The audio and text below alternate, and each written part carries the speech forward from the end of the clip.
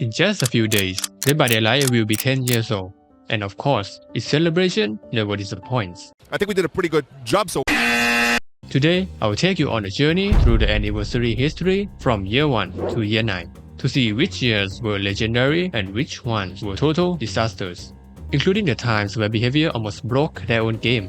If you are a veteran player who forgot how things were, or a newcomer who just entered the fog, get ready because we are diving into the history that changed DBD forever.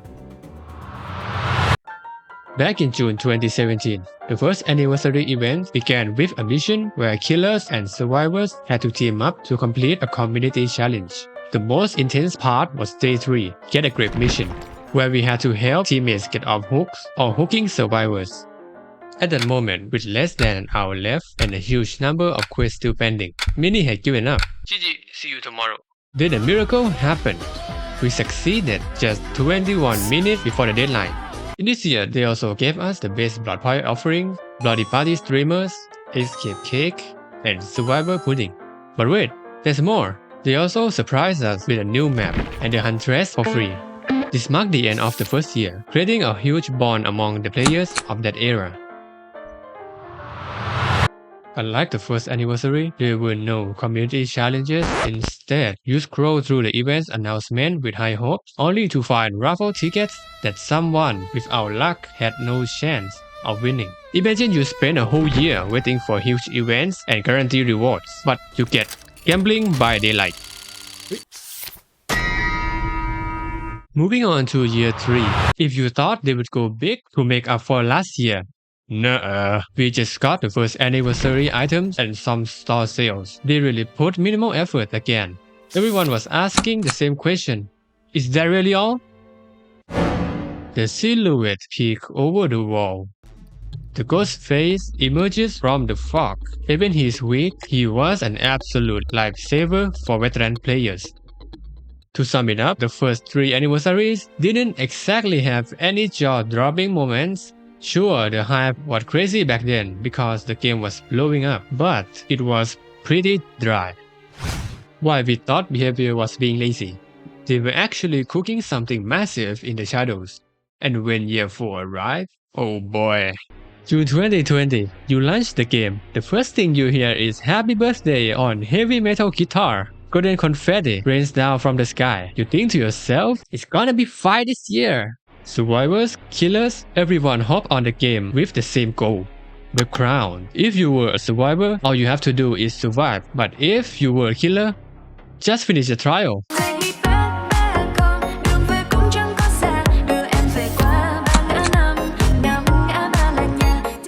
While everyone was celebrating the crown, the sound of sharp metal dragging across the ground. Silent Hill coming with Pyramid Head, Cheryl into the game. Finally, they made the anniversary memorable, not just another small shit in the past. I remember when I clicked to view the details of the 5th anniversary. I stared at the screen and thought to myself, hey, did behavior send the wrong file? Because everything was exactly like last year. It was like they forgot to submit their project to a teacher and just copy our work to submit on the 5th anniversary. If year 5 was just about recycled crowns, it would have been the most forgettable year ever. But then, everything changed.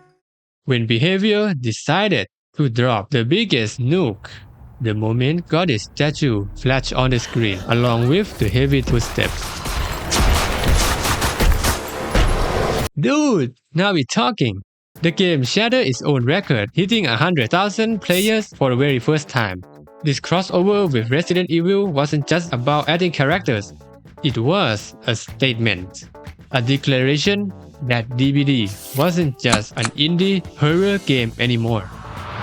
Year 6 rolls around. You log in, expecting another boring crown to collect. Nope. The lobby is gold, elegant masks are everywhere, and the vibe is completely different. Behavior didn't just drop an event, they create a new whole standard. Welcome to the Twisted Masquerade. Now visually I would rate 10 out of 10, but the gameplay was still the same. You grab an invitation, get a mask, and play a normal trial. It was basically a fashion show. But when year 7 dropped, chases weren't just about looping anymore. Behavior literally threw the rulebook out of the window. They introduced twisted skills. And this is where the chaos began. Survivors could spawn a pallet out of the air and smash it right into the killer face. You thought, this is the killer's nightmare, right? When you drop the pallets, they will break it via Bluetooth. And when you're having fun looping them, they could just snap their finger, expose you, and one-shot you down. If you thought year 7 was peak chaos, you haven't seen anything yet. Year 8 didn't just start with a normal event screen. Poor, misguided wanderer. You hear this raspy bone-chilling whisper echo through the fog. Behavior literally dropped a massive Dungeons and Dragon crossover. The hype was unreal. I mean, we had magic, new chase mechanic, and the lich flying around. You thought the D&D chapter was wild. What about Masquerade? That's when the game truly broke. They introduced the Bag of Tricks, basically a gacha system that throws the entire server.